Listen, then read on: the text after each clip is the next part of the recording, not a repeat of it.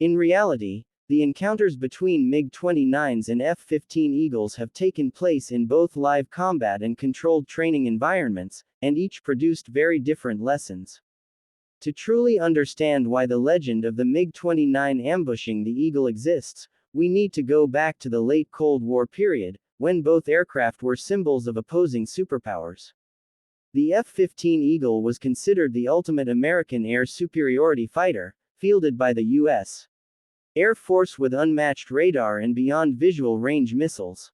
On the other side, the MiG-29 Fulcrum was introduced by the Soviet Union as a cost-effective but highly maneuverable fighter that could counter Western jets in close combat.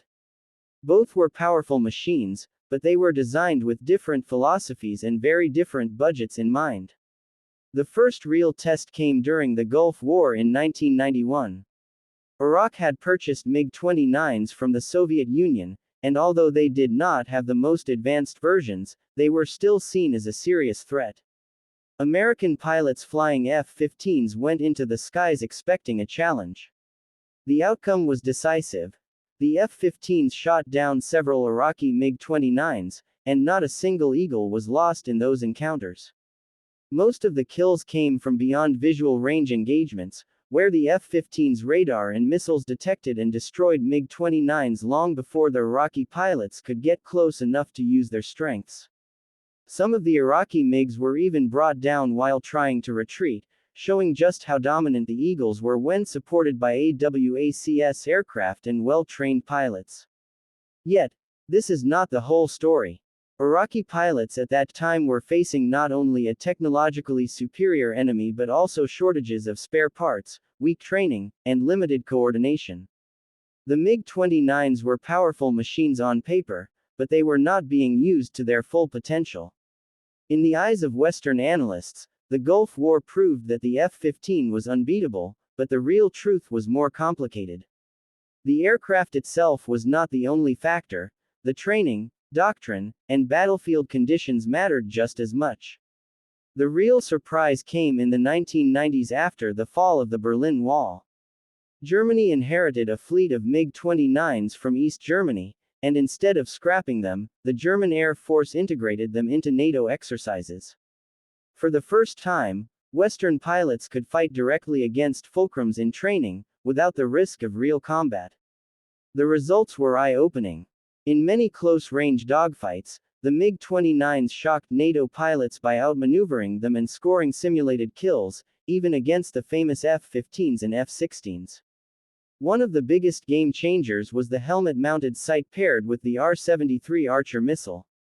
This combination allowed MiG-29 pilots to lock onto and fire at enemy aircraft at extreme angles, something Western jets of the time simply could not match. An Eagle might be pulling a hard turn to escape, but the MiG pilot could still glance at it, lock on, and fire a missile that would follow its heat signature. American and NATO pilots admitted openly that this was a revolutionary system, and it forced them to rethink how they approached close combat. Another aspect that impressed NATO pilots was the MiG-29's raw agility. Its thrust-to-weight ratio allowed it to climb steeply and change direction in ways that surprised even veteran Eagle drivers. In training, there were several reports of MiG-29s being able to get onto the tail of F-15s in turning fights. This did not mean that the MiG was always superior, but it showed that under the right conditions, especially in short-range ambush scenarios, it could give the Eagle serious trouble. This dual image, the MiG-29 failing in real wars but shining in training dogfights, created the narrative of the ambush. In real combat, where the F-15 could exploit its radar, superior situational awareness, and teamwork, the Eagle almost always dominated. But in close range, one-on-one engagements, the MiG had the tools to surprise and even overwhelm its rival. Both realities existed at the same time, and both were true in their own context.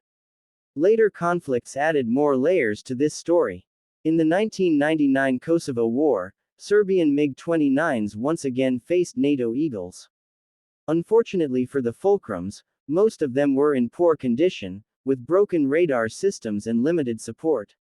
Several were shot down without scoring any kills, further cementing the F-15's aura of invincibility. Yet again, the circumstances mattered. These were not modernized MiG-29s flown by elite pilots, but outdated jets maintained under sanctions and flown against the most powerful air force in the world.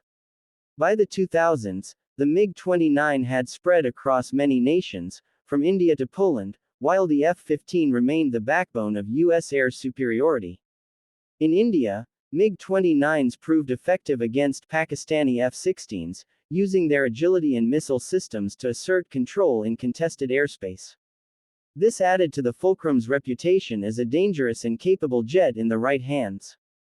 Meanwhile, the U.S. kept upgrading the Eagle with better radar, better missiles, and electronic warfare systems, ensuring it stayed ahead in long-range engagements. So, when we say that MiG-29s ambushed Eagles, what we are really describing is a clash of two philosophies that produced mixed outcomes. The Eagle showed again and again in wars that it was king when battles were fought at range, with strong support and superior training. The MiG-29, however, showed in training and simulated combat that under sudden, close encounters, it could exploit its helmet sight, missiles, and agility to score kills against even the best. For aviation historians, this is the essence of the lesson. Air combat is not just about the machine, but also the circumstances.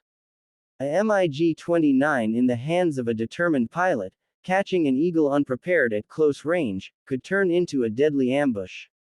But an F-15 with full situational awareness, long-range weapons, and coordinated support almost always had the advantage. That duality keeps this rivalry alive in the imagination of military enthusiasts, even decades after their first encounters.